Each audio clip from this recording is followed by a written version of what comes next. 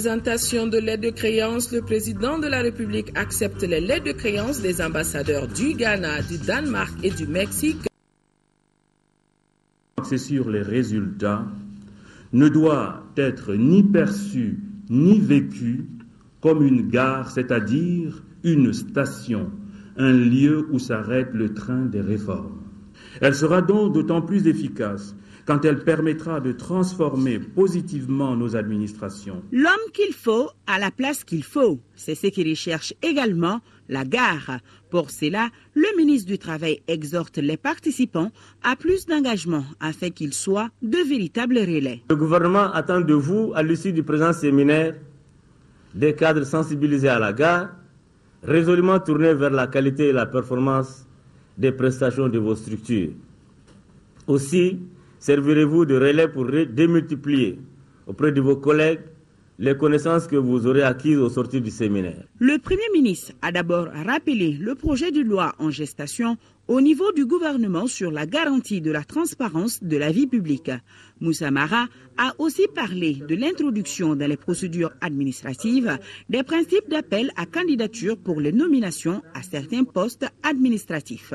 C'est dire que le gouvernement attache une grande importance à cette méthodologie de la gare qui est un puissant levier de suivi et d'évaluation des actions publiques en cours. Ce séminaire vient donc s'inscrire en droite ligne des préoccupations des autorités du pays.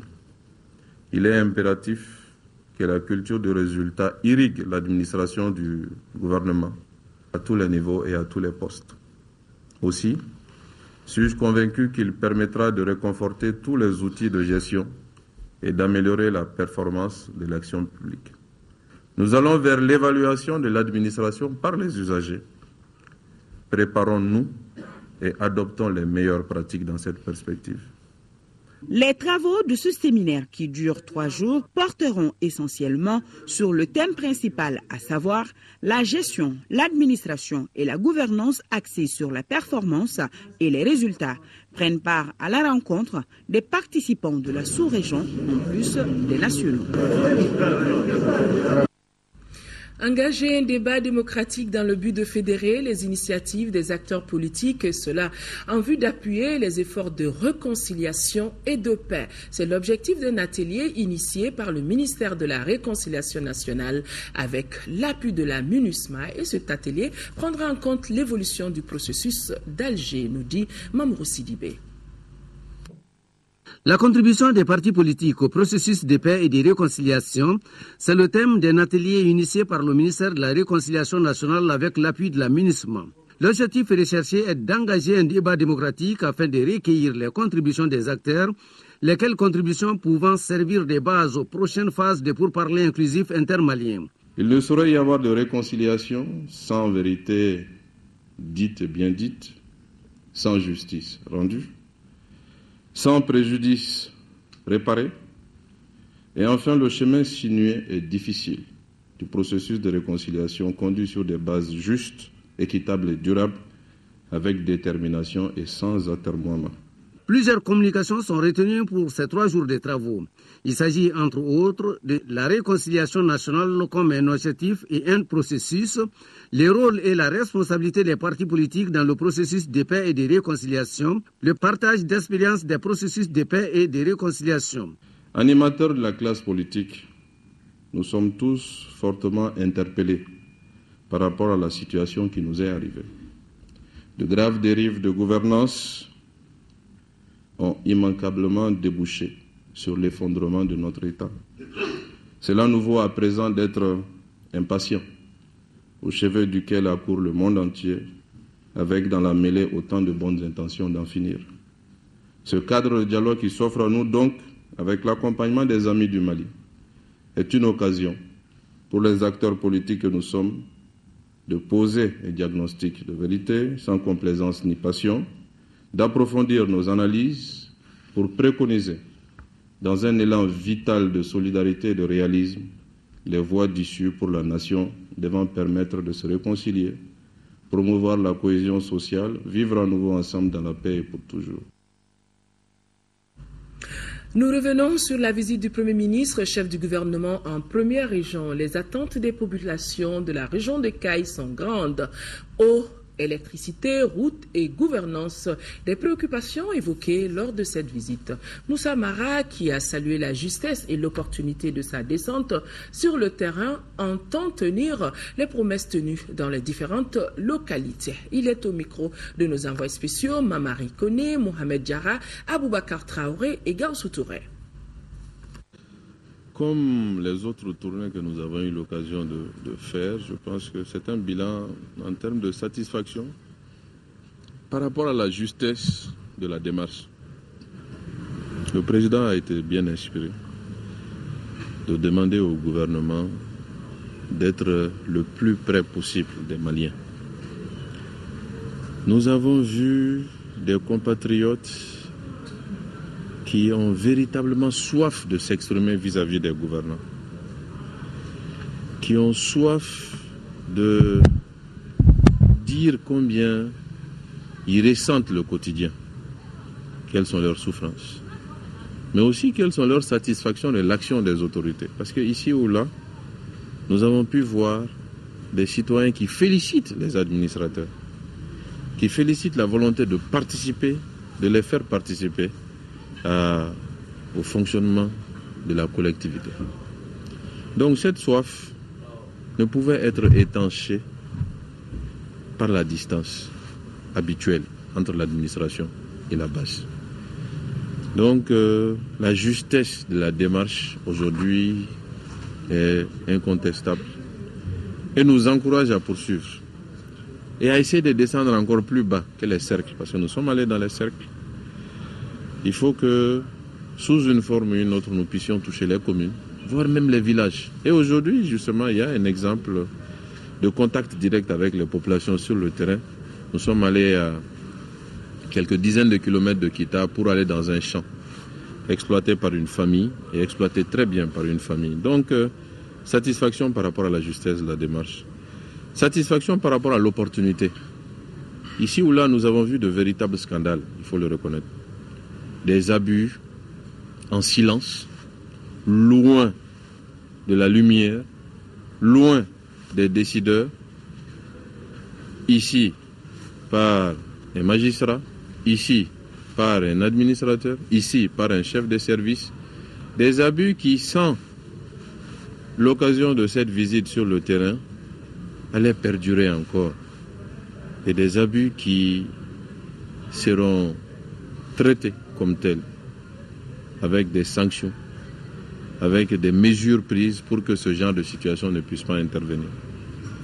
Donc une visite vraiment tout à fait opportune, où nous avons pu, au niveau du gouvernement, les ministres qui ont participé à la rencontre, moi-même, les différents chefs de service, les membres de cabinet, nous avons pu toucher du doigt les réalités quotidiennes de nos compatriotes et les vivre nous-mêmes en direct. Nous avons eu ici ou là des problèmes quotidiens classiques, problèmes d'eau, problèmes d'électricité, problèmes d'école, problèmes de centres de santé, d'équipements de centres de santé, des problèmes en rapport avec le foncier qui sont vus ici ou là dans le pays, mais qui mettent encore plus l'accent que l'État doit redoubler d'efforts, être plus rapide dans la délivrance de ces services. Beaucoup de choses sont faites. Beaucoup de choses sont en train d'être faites. Nous devons toujours accélérer le rythme de respiration de l'administration à la satisfaction de nos compatriotes. Des engagements ont été pris, ici aussi comme je l'ai dit, mais comme ailleurs, et nous allons nous battre pour réaliser ces engagements. Donc vraiment, cette tournée-là a été tout à fait positive. Elle présage d'autres, y compris dans la région. Nous n'avons malheureusement pu faire tous les cercles en 4 jours, mais les cercles de Kéniéba, de Yélimani seront sans doute concernés par de futures visites. Nous aurons l'occasion de partir dans d'autres régions, toujours avec le même état d'esprit, la volonté de faire en sorte que les populations s'approprient le projet du président de la République, que les populations s'inscrivent dans le cadre de l'état d'esprit que le chef de l'État souhaite imprimer à l'action publique dans notre pays. Une grande exemplarité du leadership, l'honnêteté à toute épreuve, la disponibilité et l'accessibilité des leaders pour que la gouvernance puisse servir l'État, puisse servir le citoyen et fasse en sorte qu'on restaure la confiance indispensable entre la base et le sommet. On ne la restaurera que par l'exemplarité et l'efficacité du leadership. Le président s'inscrit dans ce cadre-là, le gouvernement dans son sillage, et nous allons nous battre pour réaliser cette ambition pour notre pays. Donc il y a vraiment de l'espoir sur la base de ce qu'on a vu. Il y a des attentes importantes qu'on s'efforcera de combler, et Inch'Allah, les jours à venir permettront de l'illustrer. Le haut représentant du président de la République lui continue pour le dialogue inclusif intermalien, lui continue sa campagne de sensibilisation. Ce matin, Modibo Keïta a rencontré les représentants de la société civile. Le but était d'expliquer encore une fois aux uns et aux autres le contenu de la feuille de route. Moussa Fane était présent. 2 heures durant, le haut représentant du président de la République a expliqué les objectifs de sa mission qui est de conduire les pourparlers inclusifs entre le gouvernement et les groupes armés. Il a donné de larges informations sur la rencontre d'Alger et les résultats obtenus. L'accord préliminaire de Ouagadougou, signé le 18 juin 2013, avait prévu que de toute façon, les parties prenantes ne remettaient pas du tout en cause l'intégrité territoriale du Mali, ne remettaient pas en cause la forme républicaine et laïque du Mali et déclaraient leur attachement à l'unité nationale. Ceci était un acquis. Il faudrait savoir qu'il y a des phases qui permettent l'implication des communautés, puisque le gouvernement du Mali a organisé les assises nationales sur le Nord. Il a organisé également les états généraux sur la décentralisation. Il y a là des acquis qui, de toute façon, sans réaliser un consensus absolu, sont quand même l'émanation d'une volonté populaire. Alors, donc, ces questions vont être discutées à Alger. Cette rencontre nous a permis d'avoir l'information à la source et puis de couper court aux rumeurs. Comme vous savez, depuis que ces pourparlers-là ont commencé à Alger, il y avait beaucoup de rumeurs qui circulaient autour du processus, mais aujourd'hui nous avons eu la bonne information. Et nous sommes aujourd'hui en mesure d'apporter cette information à nos militants à la base. Le haut représentant du président de la République a invité l'ensemble du peuple malien à s'unir autour de la nation malienne afin d'obtenir un accord de paix global et définitif. La société civile joue un rôle extrêmement important dans le processus de paix au Mali. Ce serait un truisme que de lui demander de se mobiliser toujours davantage, non pas en faveur d'une idéologie, non pas en faveur d'un homme ou d'un groupe d'hommes, non pas en faveur d'un groupe de partis politiques ou d'un parti politique, mais qu'elle se mobilise en faveur de la paix pour le bonheur du peuple du Mali. Je souhaite que la société civile soit un moteur pour permettre la promotion d'un climat de confiance entre tous les Maliens du nord, du centre, du sud, de l'est, de l'ouest, et que la modération. Le Mali est un pays qui ne connaît pas l'excès. C'est un peuple de forte conviction, c'est vrai, mais c'est un peuple de modération. Alors qu'il soit possible que dans nos discours, dans nos actes, nous contribuons à promouvoir le climat de confiance et de paix. Nous devons œuvrer ensemble, tous ensemble, et nous efforcer sans relâche vers la paix aussi longtemps que nous croyons qu'elle est possible. Et nous sommes convaincus qu'elle est possible d'être atteinte. Alors regardons au-delà de nos personnes. Regardons au-delà des peines que nous avons subies, des traumatismes que nous avons subis. Regardons vers l'avenir. L'avenir des millions et des millions de jeunes Maliens et de jeunes Maliennes qui n'attendent que d'aller à l'école en paix, d'aller se soigner en paix, de vivre en paix aux côtés de leurs parents et de leurs grands-parents. Alors vous savez que l'humanité du reste n'est devenue véritablement humaine que quand elle a enfanté la faiblesse. La faiblesse est une force. Elle est positive. Ceux qui s'avisent de croire qu'ils ne peuvent rien céder ne gagneront rien non plus. c'est précisément ceux qui savent donner le meilleur d'eux-mêmes pour cette paix, qui savent aussi pardonner. Quand on ne sait rien donner, on ne sait pas pardonner non plus. Alors, évitons de considérer nos convictions personnelles comme des verdicts de l'histoire. Efforçons-nous d'ériger notre propre conduite,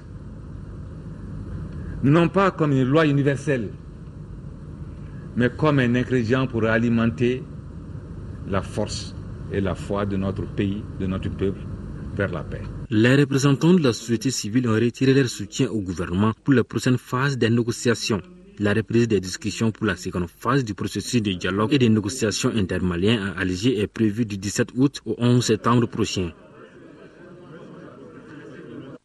Voilà, je vous le disais, le président de la République a rencontré cet après-midi à Koulouba les griots et patriarches de la région de Ségou dans le seul but de pouvoir réconcilier les fils et filles du Mali, et c'est le combat engagé par les griots et patriarches de la région de Ségou. Une initiative qui vise donc à mobiliser l'ensemble des forces vives de la nation pour relever les défis du moment. Mamadou Kouyaté, chef des griots de Ségou, et le président de la République s'exprime au micro de Ibrahima Traoré. On a débattu des problèmes de la nation qui le préoccupent. Nous, les Nyamakala, dans notre rôle de réconciliation, avons pris notre bâton de pèlerin pour venir en aide au Mali. Cela est notre rôle. Que chaque fois, dans une famille, dans un village, dans une ville, surtout au niveau du pays, il est tout à fait normal que les Nyamakala interviennent entre les nobles. C'est ce que nous sommes venus faire. Nous avons rencontré tous les partis politiques de la place. Nous allons rencontrer la mouvance présidentielle. Tous unanimement sont animés d'une même volonté, la paix, la quiétude, la tranquillité de ce pays. Et c'est cet esprit qu'on a vu au président de la République aujourd'hui en nous accueillant malgré ses multiples préoccupations. On n'a ménagé aucun effort pour nous recevoir cet après-midi. Et cela n'a fait que nous réconforter dans notre mission de réconciliation. Vous savez, ce pays est un vieux pays. Je vous le dis toujours à vous, les jeunes, connaissez le Mali. Si vous faites l'effort de connaître le Mali, vous serez des hommes à l'aise dans le monde. Parce que vous saurez qui vous êtes. Un homme doit savoir qui il est. S'il sait qui il est, parmi les hommes dans le monde, il sera toujours comme ça. Pas comme ça. Ça, c'est le Mali. Le pays de l'honneur et de la dignité. C'est le combat de toute ma vie. Que ce pays soit debout. Que ce pays soit indicateur de vertu. Porteur de vertu. C'est eux qui nous le rappellent chaque fois que de besoin. C'est une chance inouïe pour ce pays-là. Inouïe. Les propos qui ont été tenus ici aujourd'hui m'ont ému. Toute démarche positive qui réconforte le Mali est bonne. Pourquoi ne pas la saluer? Pourquoi ne pas l'encourager? Toute démarche. Et la leur est de bonne tenue, la leur est de bon aloi. Qu'ils aient reçu de la part de tous les partis politiques. Je profite de votre micro d'abord pour les remercier, les féliciter de ce souci du pays, de cette culture que nous partageons, qui nous fait tous, en dépit de nos différences, et qui sont enrichissantes, des frères, en partage des mêmes héritages culturels nationaux. C'est dans cela que l'accueil qu'ils devaient réserver à cette délégation, comme moi-même l'ai fait ici. Qu'ils en soient remerciés. C'est leur souci du pays, ce souci que nous partageons. Nul n'a l'apanage du patriotisme. Chacun de nous, eux comme moi, avons le Mali comme souci. Je ne suis pas le seul à porter ce fardeau-là. c'est l'affaire de toutes les Maliennes et de tous les Maliens, de tous les fils de ce pays-là. Je les remercie pour l'accueil qu'ils ont fait à la délégation de Ségou, qui méritait une telle considération. Ibrahim Traoré, qui a suivi la rencontre du président de la République avec les griots et patriarches de la région de Ségou, reviendra demain dans nos éditions de plus en détail dans un reportage complet sur cette rencontre. Donc, nous sommes à Koulouba, restons-y pour rappeler que 3 nouveaux ambassadeurs ont présenté leur lettre de créance au président de la République. Il s'agit des ambassadeurs du Ghana, du Danemark et du Mexique. Et ces diplomates se sont engagés à œuvrer au renforcement des liens de coopération entre les différentes capitales. Mohamed Jara, compte rendu.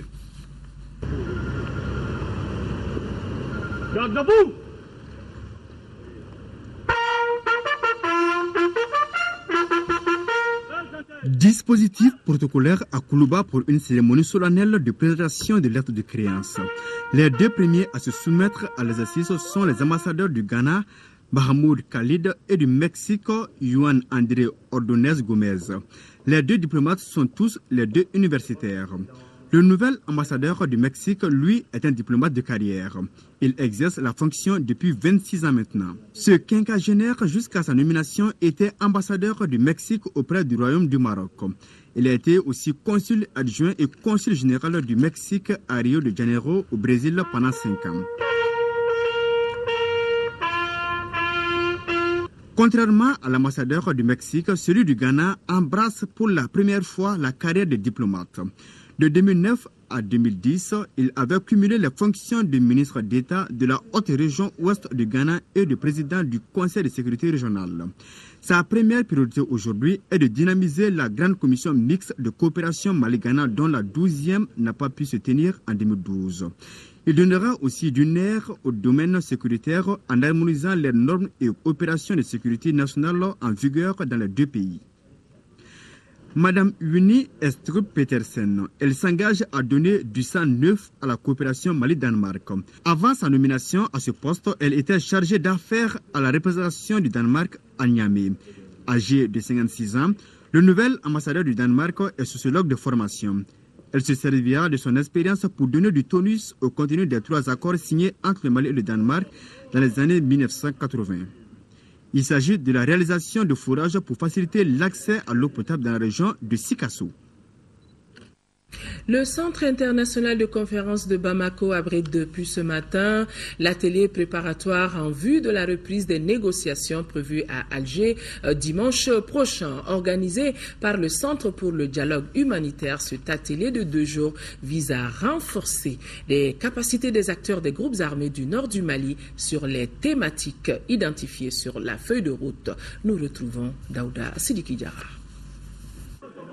Pour la première fois, 3 mouvements signataires de la plateforme pour la paix se sont retrouvés à Bamako pour échanger sur des concepts liés à la paix, à la cohésion sociale et aux aspects sécuritaires. En somme, discuter de l'avenir du Mali. Le présent atelier vise à renforcer les capacités des acteurs sur les thématiques ci-après identifiées lors de l'élaboration de la feuille de route en Algérie. Il s'agit entre autres de l'organisation politico-institutionnelle, des questions de défense et de sécurité, de l'organisation économique, sociale et culturelle, de la réconciliation, la justice et des questions humanitaires. Financé par le Centre pour le dialogue humanitaire en partenariat avec la MINUSMA, cet atelier de 2 jours regroupe les acteurs des groupes armés de la coordination des mouvements et forces patriotiques de résistance CMFPR, ceux du mouvement de l'Azawad Adiran et ceux de la coalition pour le peuple de l'Azawad CPA. Le MA, la CPA et la CMFPR se sont engagés avec courage à jeter entre nos communautés meurtries par plusieurs années de conflits les bases du pont de la fraternité, espoir de tout un peuple, celui de notre Mali, qui n'aspire qu'à la paix. Je vous invite à travailler pour vous-même, ne pas regarder l'autre, mais c'est de voir ce qui est bien pour vous d'abord, pour le Mali et pour la paix, car c'est notre avenir commun et celui des générations futures qui se joue. Et souvenez-vous qu'il nous faut la paix à tout prix, la paix, pas à n'importe quel prix. Et souvenez-vous aussi et surtout que la paix n'a pas de prix. Il est à noter que le présent atelier rentre dans le cadre de la préparation de ces acteurs pour la reprise des négociations prévues à Alger le 17 août prochain entre le gouvernement malien et les différents groupes armés. En accord avec les textes internationaux, le Mali œuvre pour le bien-être des réfugiés. C'est dans cette perspective, j'y arrive, que le gouvernement malien, à travers le HCR, vient de lancer une nouvelle carte de réfugiés aux étrangers vivant dans notre pays. L'activité s'est déroulée en présence du ministre de l'Intérieur et de la Sécurité. Compte rendu, Alpha Meiga. Voici la nouvelle carte de réfugiés au Mali. Cette dame vit à Bamako depuis plusieurs années. Aujourd'hui, elle est en possession de sa carte de réfugié. Aujourd'hui, le Malien a accepté que le réfugié soit résidé ici au Mali. Nous sommes des Maliens par intermédiaire. Ma carte de réfugié qui va nous servir de la sécurité, de la banque, à l'école pour mes enfants, à l'hôpital, pour essayer de soigner ma famille. Cette cérémonie a été organisée pour présenter au ministre en charge de l'Intérieur et de la Sécurité la nouvelle carte. Cela à travers une base de données. Nous sommes dans un processus politique qui doit nous amener à une paix définitive. Et la finalité, c'est que tous les Maliens soient là pour participer à ce que je viens de lancer à l'intérieur du pays, les élections communales à venir.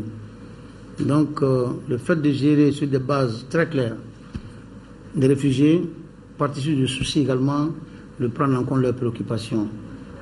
Ils sont chez nous, ils sont considérés comme des Maliens pendant le temps qu'ils vivent chez nous, et à ce titre, ils doivent se sentir chez eux. Et avoir toute la documentation nécessaire et toute l'assistance pour leur permettre de vivre dignement. Ce programme qui vient d'être mis en place, il est la toute première expérience en Afrique de l'Ouest. C'est-à-dire que le HCR et le gouvernement partagent la même base de données. Ce qui constitue dans un premier temps une sécurité pour le gouvernement malien, mais en même temps une facilité pour les réfugiés. Au total, plus de 15 000 réfugiés de différentes nationalités sont enregistrés au Mali. À cela s'ajoutent 2 000 demandeurs d'asile. Le ministre du Développement rural procède à l'évaluation des activités menées par ces structures, cela durant la campagne 2014-2015. Cette évaluation à mi-parcours annonce une campagne promoteuse malgré les perturbations pluviométriques constatées au début de l'hivernage. Adama Koulibaly. Ces échanges entre les gestionnaires pour un meilleur développement du monde rural porteront sur les moyens mis en place pour relever les instructions des hautes autorités à donner à l'agriculture sa place de choix, avec l'analyse de la pluviométrie et les crues, le recensement des producteurs, la délivrance des cautions techniques, l'évolution des emblavures, c'est-à-dire la surface cultivée et la situation phytosanitaire. Pour cette campagne 2014-2015, la surface cultivée pour toute culture confondue est estimée à plus de 5 500 000 hectares contre 4 800 000 en 2013-2014. Au comparé à la campagne 2013, du point de vue du niveau de gestion, pour le 2014 est plus élevé que 2013. Sauf que 2013, l'effet de la pause pluviométrique a été moins fort, moins prononcé. Et il faut dire que la pause pluviométrique a surtout joué sur le maïs hybride. En comparant les 2 années, nous dirons que cette année, on a fait plus que l'an passé. Concernant les ressources pastorales, l'état des pâturages est jugé satisfaisant avec la régénération des herbacées. L'abreuvement des animaux s'effectue sans problème majeur et les troupeaux transhumants font leur déplacement dans le respect des conventions locales. Une place de choix est réservée au secteur pêche. Plus de 100 000 tonnes de poissons par an. 100 000 tonnes. Et pour qui c'est la moyenne, le prix moyen du poisson sur le marché aujourd'hui, en faisant une petite comparaison, on peut dire que la pêche a toujours sa place au sein de l'économie malienne. Le président de la République, chef de l'État, a pris certaines décisions, à savoir consacrer à partir du budget d'État 2015 inclus 15% du budget au secteur rural, ce qui dépasse de loin les 10% de l'engagement fait par les chefs d'État africains au sommet de Maputo en 2003, baisser le prix de cession des sacs d'engrais de 50 kg de 1 500 francs et qui passe ainsi de 12 500 à 11 000 francs de sac. Deuxième jour des concertations des communautés pour la paix dénommée Une voix pour Tombouctou. Les travaux en atelier se poursuivent en ce moment autour de plusieurs thèmes. Comment éteindre le feu de la haine et combattre le rejet, ou encore comment redresser ensemble le mur de la paix. Envoyés spéciaux à Tombouctou, Moussa Arimeiga et Djelima Kanjabati. La perception de la crise telle que vécue et racontée par les communautés elles-mêmes. Comment éteindre le feu de la haine et combattre le rejet de l'autre. Comment réparer les préjudices à tous les niveaux et envisager le développement de Tombouctou. La pratique religieuse à Tombouctou comme facteur de paix, tels sont les thèmes de cette rencontre du collectif Une voix pour Tombouctou.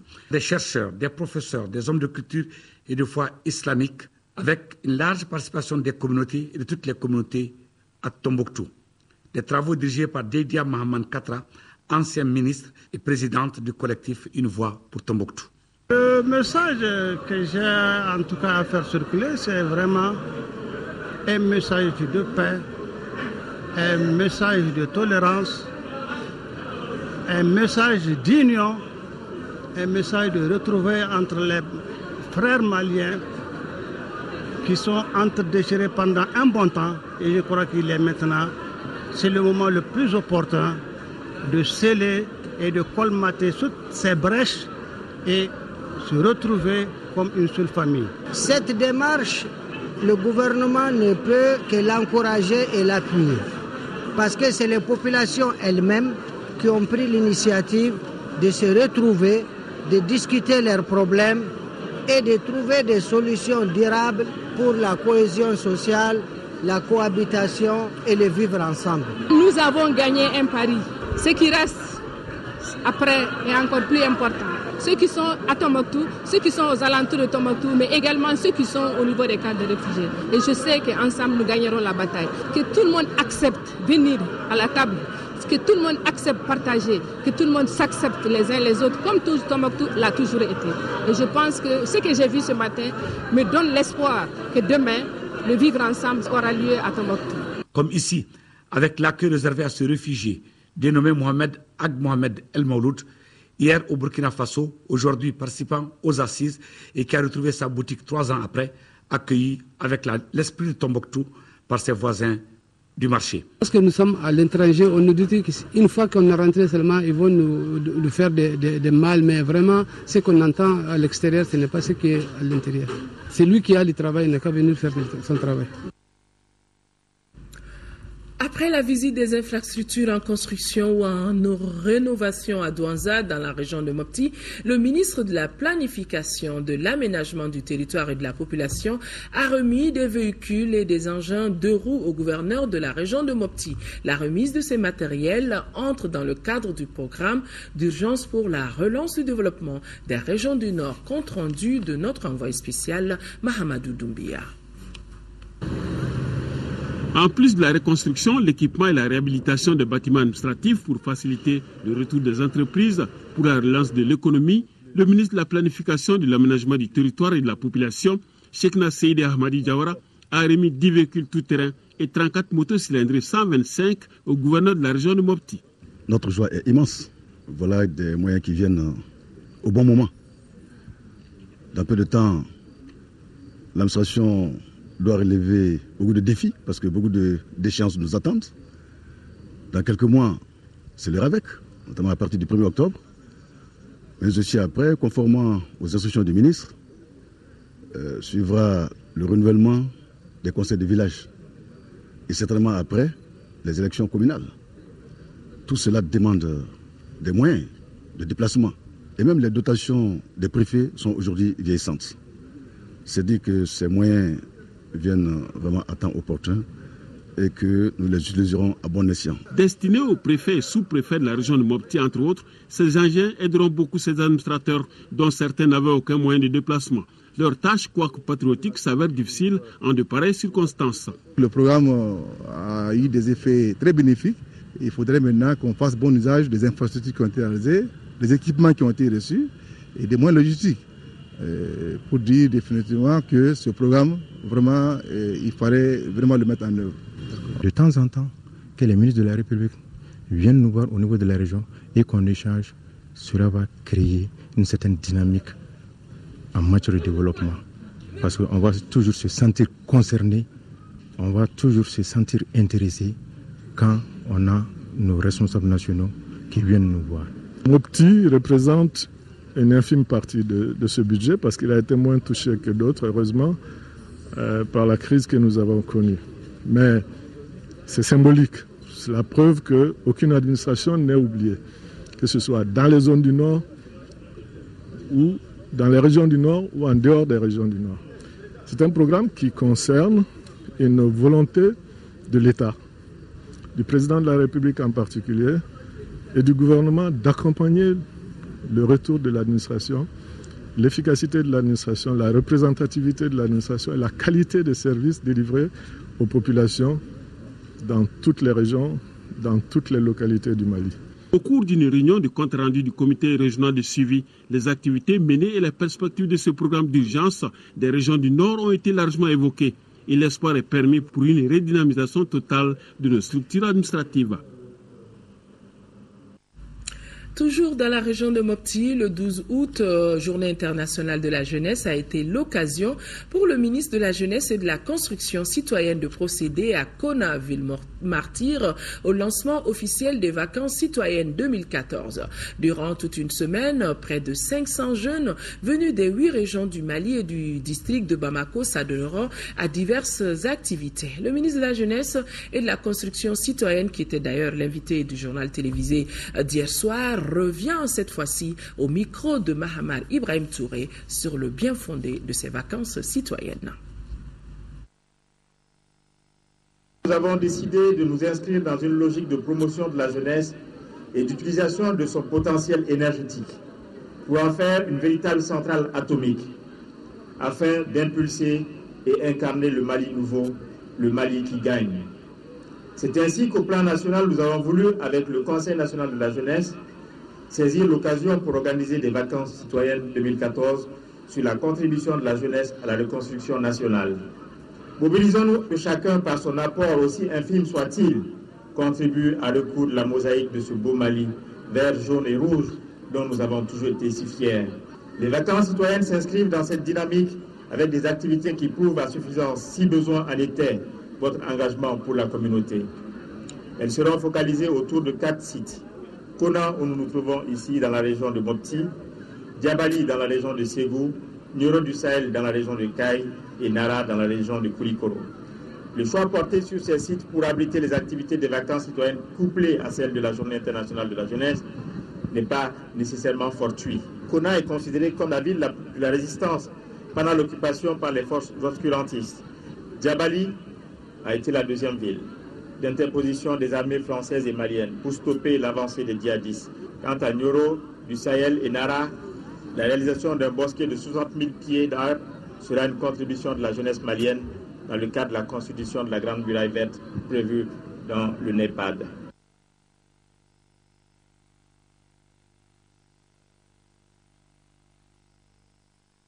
Maître Mamadou Gaussou Diarra, c'était ce matin lors du lancement des vacances citoyennes à Kona, Ville-Martyr.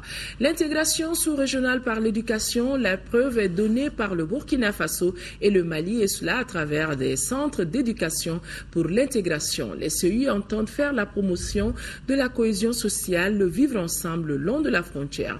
Les programmes manuels et méthodes d'enseignement en chantier ont été menés par les experts en éducation non formelle des deux pays. La cérémonie s'est déroulée à Dédougou. Dédougou, c'est au Burkina Faso. Notre envoyé spécial, Lamine Tchekoura, à Koulibaly.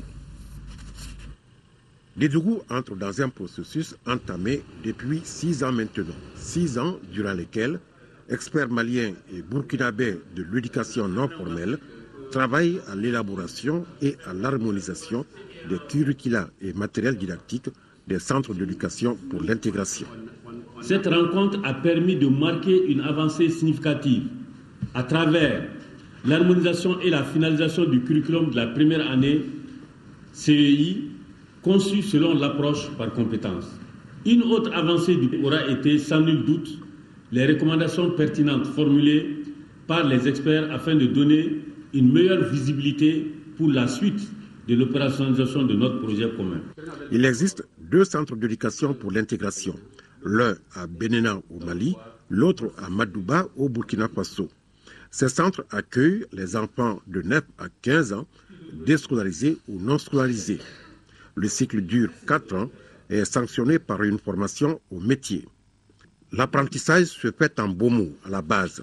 Le français est progressivement introduit. Nos États sont appuyés par la Fondation Caranta.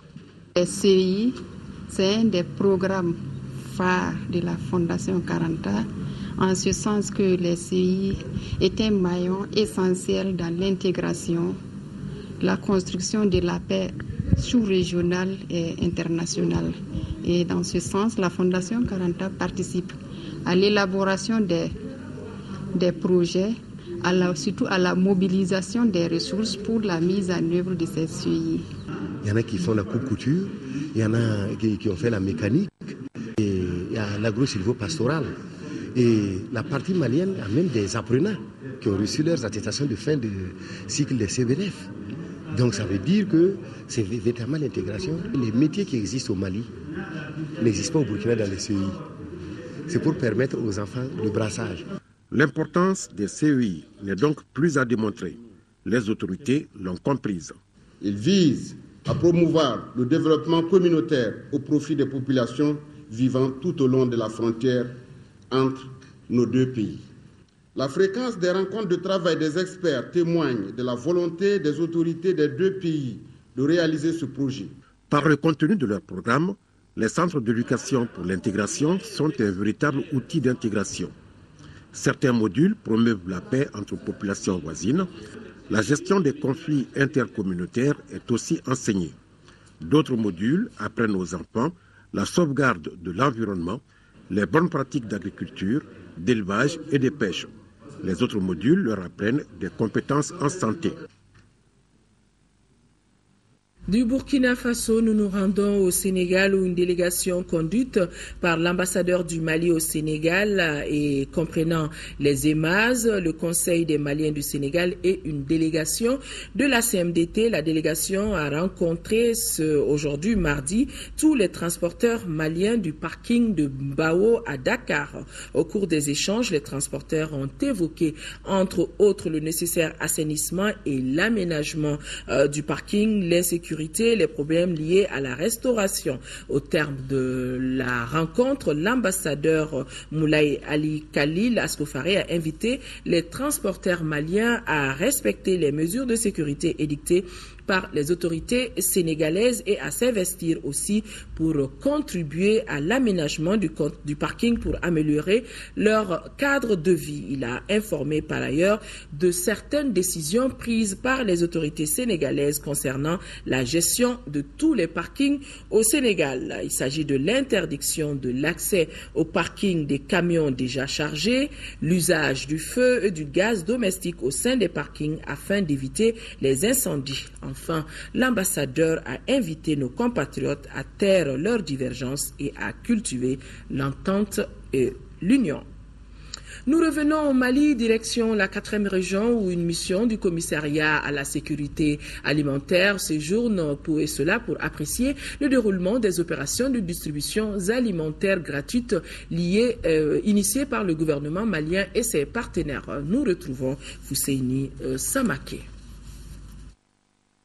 En se rendant dans la région de Ségou, la mission du commissariat à la sécurité alimentaire avait comme objectif apprécier le déroulement des opérations de distribution alimentaire gratuite et échanger avec les acteurs sur les stratégies d'intervention en assistance alimentaire et nutritionnelle ciblée pour une efficacité. Du magasin de céréales de Nyono à l'embarquement des céréales à Massina, en passant par la fraction Touareg de Kanabougou, les opérations se déroulent normalement. Ma satisfaction est totale, surtout par rapport à l'implication de l'administration, qui est satisfait par le niveau d'implication des élus, il y a eu des choses qui ont été dites qui n'ont pas été remontées totalement. Il a fallu que la mission arrive pour constater que certains sites sont mis en place et ils avaient besoin d'être accompagnés. Ils n'étaient pas dans le schéma classique. Grâce à notre mission de suivi aujourd'hui, on les a identifiés et le ministre a décidé de les apporter à manger. Les bénéficiaires et autorités ont apprécié cette assistance alimentaire à sa juste valeur. Nous avons reçu 626 tonnes de mil sorgho à l'effet d'être distribués dans les communes du nord du cercle de Niouno. Alors, vous imaginez aisément que dans les autres communes, il peut y avoir aussi des poches. Nous sommes actuellement à Bourdaméouré, une communauté qui est entrée de la République islamique de Mauritanie sur le camp de réfugiés d'Embera depuis février. Dans le cadre de cette distribution alimentaire gratuite 2014, la région de Ségou bénéficiera de 4 311 tonnes de céréales pour soulager les souffrances de près de 2 800 000 personnes ciblées. L'Union nationale des travailleurs du Mali, UNTM, a organisé aujourd'hui à la Bourse du Travail un point de presse au menu des échanges avec les hommes de médias, le préavis de grève que la centrale syndicale a déposé sur la table du gouvernement. Cela pour les 21 et 22 août. Ibrahima Tchokari était présent à ce point de presse. Ce point de presse avait pour objectif d'informer l'opinion nationale et internationale sur le préavis de grève que l'Union nationale des travailleurs du Mali, UNTM, a déposé sur la table du gouvernement. Informer les camarades journalistes à travers eux, qu'ils informent les peuples maliens, au-delà même des frontières du Mali, et les ambitions de l'Union nationale des travailleurs par rapport à des objectifs, à des missions qui sont vraiment la leur. Et nous avons pratiquement, depuis la fête du 1er mai, nous avons annoncé les couleurs. Nous avons dit les difficultés que nous avions. Nous allons nous battre vraiment pour chercher des solutions à ces difficultés, à ces problèmes. Notamment un cahier qui était déjà là, un protocole qui a été signé entre les gouvernements et les syndicats depuis un certain temps, qui jusqu'à présent est en train de souffrir par rapport à sa mise en œuvre. Nous avons dit, on n'a pas caché, qu'il faut totalement vider vraiment cette question avant qu'on y revienne aux autres revendications que nous avons déjà apprêtées. Pour l'aboutissement de ce préavis de grève, l'Union nationale des travailleurs du Mali compte mobiliser toutes ses forces syndicales, qu'elles soient du public, du privé ou du para-public. Pour une large information du monde du travail, l'Union nationale des travailleurs du Mali prévoit une assemblée générale ce mercredi à 10h à la Bourse du Travail. Banditisme dans notre capitale. La semaine dernière, des bandits armés ont tué à bout portant un gendarme du nom de Mahaman Sissoko, décédé sur le coup. Grâce à la complicité de la population de la commune 1, les malfrats ont été arrêtés aujourd'hui. Le commissaire de police du 12e arrondissement, Chekne Magasuba, explique les faits. Il est au micro de Fatoumata Kone. Dans la nuit du 7, 2 individus armés se sont présentés à leur domicile. Ils ont demandé, n'est-ce pas, au défunt de leur remettre sa moto. Et à la question de savoir pourquoi l'un des assaillants a tiré sur lui à bout portant. Donc, grièvement blessé, transporté d'urgence à l'hôpital Gabriel Touré, il est décédé suite à ses blessures. Ce matin, nous avons été alertés par un citoyen pour dire que l'un des meurtriers se trouve quelque part à Boukassou-Boukoulou-Bilini. Et immédiatement, nous avons envoyé une équipe sur les lieux. Ils ont interpellé l'auteur principal qui est Moussa Kanti. Moussa Kanti est interpellé, il n'a pas hésité, il nous a tout de suite dénoncé son co-auteur qui est Daouda Koulibaly. Et les deux, tous ils ont eu l'arme à travers un certain Aboubakar Sangari. Donc une perquisition effectuée au domicile de Aboubakar Sangari sur instruction du procureur du tribunal de première instance de la commune 1 nous a permis de découvrir l'arme du crime. L'appel que j'ai lancé à la population, c'est la collaboration. Nous sommes là pour la protection des personnes et de leurs biens. Donc, sans la population, la police n'a pas sa raison d'être. En un mot, les forces de sécurité. Donc, c'est avec l'appui et les renseignements fournis par la population que nous pouvons mettre la main sur ces malfrats qui, de jour comme de nuit, sont en train de déposséder, de tuer, de braquer des citoyens à travers la ville et à travers le pays, si vous voulez. Eh oui, le Centre international de Bamako fête ses 19 ans demain. La célébration sera magnifiée par une émission télé retraçant les 10 plus grands événements qui ont marqué la vie du CICB. Cette manifestation, organisée par le ministère de la Culture, est placée sous la présidence du Premier ministre, chef du gouvernement. Pour plus de précisions, nous écoutons le tout nouveau directeur du Centre international de conférence de Bamako. Il est au micro de Modibo Soare. le palais des congrès qu'on appelait hier le Centre international de conférence de Bamako aujourd'hui, faire ses 19 ans. Et nous avons jugé nécessaire de fêter ces 19 ans. Et nous avons invité la population malienne de venir vivre avec nous ces 19 ans, ensemble passer les grands événements qui ont marqué le CICB et voir quels sont ses partenaires qui peuvent témoigner et dire hier le CICB faisait quoi, hier le personnel du CICB était comment. Et nous allons faire des témoignages. C'est pourquoi nous invitons la population malienne à venir célébrer ces 19 ans avec nous demain. Pourquoi vous fêtez justement les 19 ans du CICB? Le CICB aujourd'hui est la vitrine du Mali. En fêtant aujourd'hui les 19 ans du CICB, ça va nous permettre de parler d'une nouvelle vision, de pouvoir au moins se demander à nos autorités que le CICB doit être rénové. Le Mali va abriter le sommet Afrique-France en 2016. Et c'est l'occasion de dire qu'on doit aider le président Ibrahim Boubacar Keïta, qui a eu la confiance de la France et les présidents africains pour l'avoir donné l'organisation de ce sommet en 2016.